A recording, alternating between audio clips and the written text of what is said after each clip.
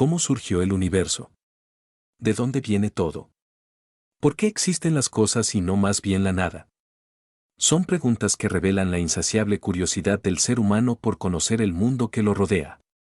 Curiosidad que tiene presencia ya en la época de las cavernas. Pues se han descubierto calendarios lunares que datan de la Edad de Piedra. Se cree que esta era la forma en que los antiguos pobladores registraban el paso del tiempo y así podían saber cuándo era el periodo para cazar ciertos animales. Incluso se piensa que las mujeres también usaban estos calendarios lunares como calendarios del ciclo menstrual. Llamar astrónomos a nuestros ancestros del Paleolítico es exagerado, pero con ellos comienza el interés por el mundo celestial. En este video te mostraré el camino que la humanidad recorrió para pasar de los grandes mitos a la teoría del Big Bang. Acompáñenme a descubrir cómo fue que surgió el universo. Existen muchos relatos acerca del origen de todo. Los egipcios, por ejemplo, pensaban que el mundo había sido creado a partir de aguas primitivas, ilimitadas, oscuras e infinitas que envolvían el mundo por todos lados, por encima del cielo y debajo del inframundo. Los dioses, la tierra y sus habitantes eran todos productos de estas aguas originarias. Los sumerios y después los babilonios creían también en estas aguas primigenias. Y es interesante notar que el Génesis bíblico coincide bastante con este relato, y dijo Dios, que exista el firmamento en medio de las aguas. Y que las separe. Y así sucedió, Dios hizo el firmamento y separó las aguas que están abajo, de las aguas que están arriba. Génesis 1, 6, 7. En el Rig Veda se encuentra el himno a la creación que dice lo siguiente: en el comienzo solo existía tiniebla envuelta en tiniebla.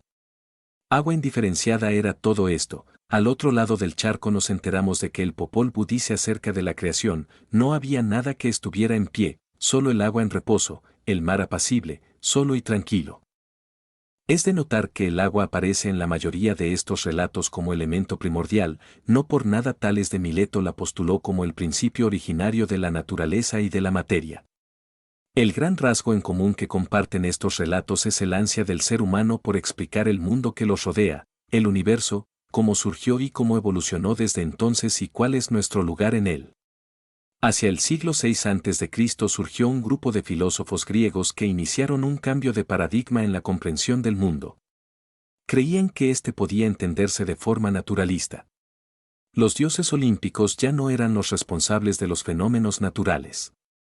Los filósofos jónicos, también conocidos como presocráticos, pensaban que el mundo era un cosmos, palabra que para los antiguos griegos podía significar orden, comportamiento regular y belleza. Quizá las palabras cosmología y cosmetología, o cosmos y cosmética, te sonaban muy similares.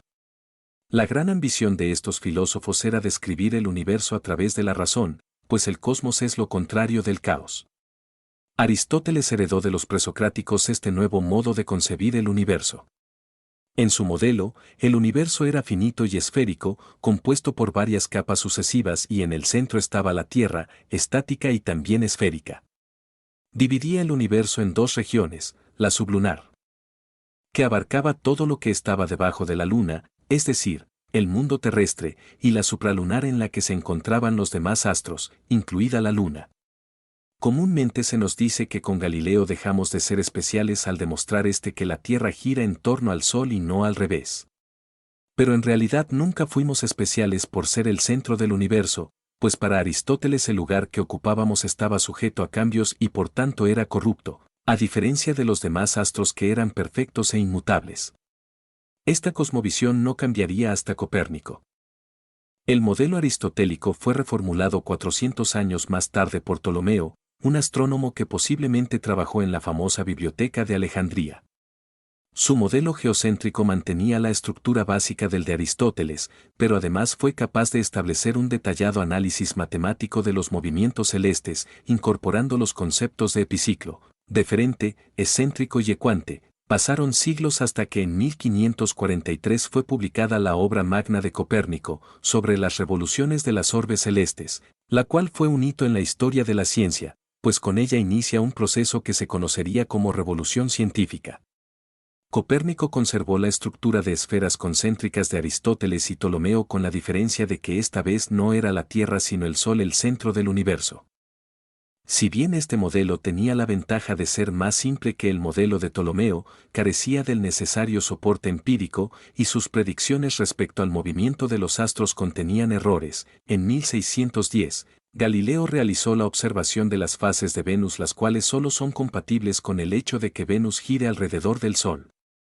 Esta prueba terminó por sepultar al modelo geocéntrico. Por si no bastaba, en 1609 Kepler enunciaría las dos primeras leyes respecto a las órbitas planetarias y unos pocos años después descubrió la tercera ley que, en conjunto con las otras dos, permitía predecir y entender los movimientos de los astros. La revolución científica alcanzaría su punto más alto cuando Isaac Newton publica en 1687 lo que sería su obra cumbre, Principia. En ella recoge los hallazgos de Galileo, enuncia sus famosas tres leyes del movimiento y también la ley de gravitación universal, misma que explica las leyes de Kepler y el movimiento de los cuerpos en el universo. Se había dado un gran paso en la comprensión del universo, pero aún quedaba un largo trayecto por recorrer. Para empezar, el mismo Newton se había dado cuenta de que su teoría de la gravitación era incompatible con un universo estable, pues la fuerza de gravedad haría que las estrellas se atrajeran entre sí hasta colapsar. Esto planteó varias preguntas. ¿Había tenido el universo un principio? ¿Es finito o infinito?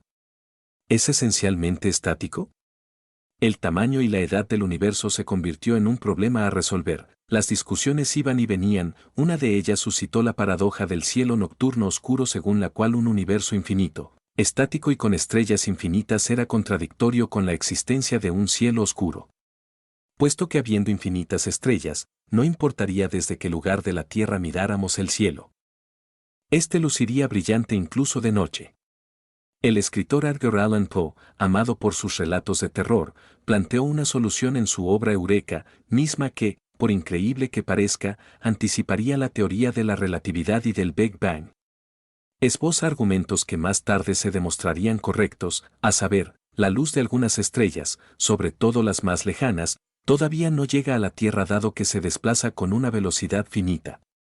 Además, el universo debía de tener una edad también finita, aún no se tenía conocimiento de las galaxias ni de que estuviéramos en una. En 1755 el filósofo Kant habló del concepto de universo-isla, según el cual la Vía Láctea vendría a ser como una isla independiente de otras tantas en el universo. Kant especuló también que las nebulosas observables eran otras islas, o como más tarde se conocerían, galaxias. En realidad el término nebulosa se usaba para referirse a objetos estelares de apariencia difusa. Otra teoría de Kant era que las estrellas y planetas se habrían formado a partir de nebulosas gaseosas por acción de la gravedad. Otros científicos habían aventurado hipótesis similares, entre ellos el matemático Laplace, quien también conjeturó sobre la existencia de agujeros negros. Pues por aquel entonces la teoría de gravitación y el concepto de velocidad de escape ya eran bien conocidos y unos años antes que Laplace, el científico John Michell habló de un cuerpo tan denso que ni siquiera la luz puede escapar de él. Pese a los importantes avances teóricos y empíricos en el entendimiento del universo, no es sino hasta el siglo XX que la cosmología se transforma definitivamente. De hecho, se considera que esta disciplina nace el año de 1915 en que Albert Einstein publica su artículo en el que formula la teoría general de la relatividad. Esta teoría unifica el espacio y el tiempo y establece que los efectos de atracción gravitatoria producen distorsiones y deformaciones en este espacio-tiempo. En un principio Einstein estaba cómodo con la idea de un universo estático, pero antes tenía que resolver el problema que ya había advertido Newton: un universo estático colapsaría debido a la gravedad. Lo curioso es que la teoría de la relatividad tenía el mismo problema. Como solución, Einstein propuso una energía repulsiva que anularía los efectos de atracción gravitatoria, la constante cosmológica. Todo parecía encajar, pero en 1922 un físico ruso, Alexander Friedman, demostró que las ecuaciones de la relatividad general daban lugar a un universo no estático. Lo que Friedman encontró era que la magnitud fundamental que controla una u otra solución es la densidad media de materia en el universo. Si la densidad media era superior a un cierto valor crítico, entonces el universo sería cerrado, su geometría similar a una esfera y su tamaño sería por tanto finito. Este universo se expandiría cada vez más lento hasta que, en un momento dado, comenzaría a contraerse. En otro caso, si la densidad media fuera menor a ese valor crítico, entonces estaríamos en un universo abierto con una geometría similar a una silla de montar. Por último, si fuera igual al valor crítico, entonces estaríamos frente a un universo plano, sin curvatura. En los últimos dos casos, el universo se encontraría en expansión y sería infinito. Freeman también trató de establecer la edad del universo. Habló de una singularidad inicial que podría haber ocurrido entre 10.000 y 20.000 millones de años atrás, algo notable teniendo en cuenta que hoy se acepta el valor de 13.800 millones de años. Para Freeman esta singularidad era un objeto matemático presente en las soluciones de las ecuaciones de Einstein. Sin embargo, el primero en formular la hipótesis de un estado inicial del universo fue el astrónomo belga Georges Lemaître. Logró establecer que las galaxias se alejaban de nosotros, pero no en el interior de un universo estático y fijo, sino que su alejamiento era provocado por la propia dinámica del sistema. Declaró que el alejamiento de las nebulosas extragalácticas es un efecto cósmico debido a la expansión del espacio. Lemaitre sugirió que dicha expansión pudo originarse en la inestabilidad de un protouniverso estático en el que toda la energía estuviera en forma de radiación electromagnética y súbitamente se condensara en materia. Esta teoría la denominó como átomo primigenio. Si bien se inspiró en los trabajos de Freeman, excluyó la presencia de una singularidad como la que Freeman encontró. Asumió la existencia del átomo primigenio previa a la explosión radiactiva. Según él, antes de ese instante no era posible saber nada sobre el sistema ya que el tiempo y la expansión del universo habrían empezado solo después de la explosión. Tras proponer su modelo, Lemaitre buscó evidencias experimentales que apoyaran su hipótesis. Si fuera verdad que en el pasado el universo se hallaba sometido a muy altas presiones y temperaturas, deberían existir restos detectables de tal estado y se fijó en los rayos cósmicos. Estos serían destellos de los fuegos artificiales del átomo primitivo que habrían llegado hasta nosotros después de largo tiempo. Pero conforme se fue estudiando más los rayos cósmicos quedaba más claro que no podían ser consecuencia de un estallido radiactivo del pasado. Lemaitre se había equivocado con los rayos cósmicos y con ello su teoría del átomo primitivo se había desbaratado, pero había acertado en asociar una radiación remanente con los instantes iniciales del universo. En un famoso artículo se propuso que la radiación en forma de fotones de las etapas primitivas del universo aún debería estar alrededor pero con su temperatura reducida. Este artículo de 1948 fue escrito por George Gamow y uno de sus estudiantes Ralph Alpher, pero Gamow tenía un peculiar sentido del humor y persuadió al científico Hans Bethe para que añadiera su nombre al artículo. De tal manera que sus apellidos guardaban semejanza con las tres primeras letras del alfabeto griego, mismas que se usan para nombrar los tres procesos básicos de emisión radiactiva.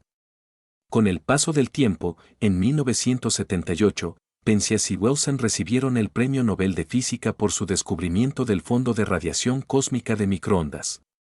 La teoría del Big Bang estaba lista para salir a escena.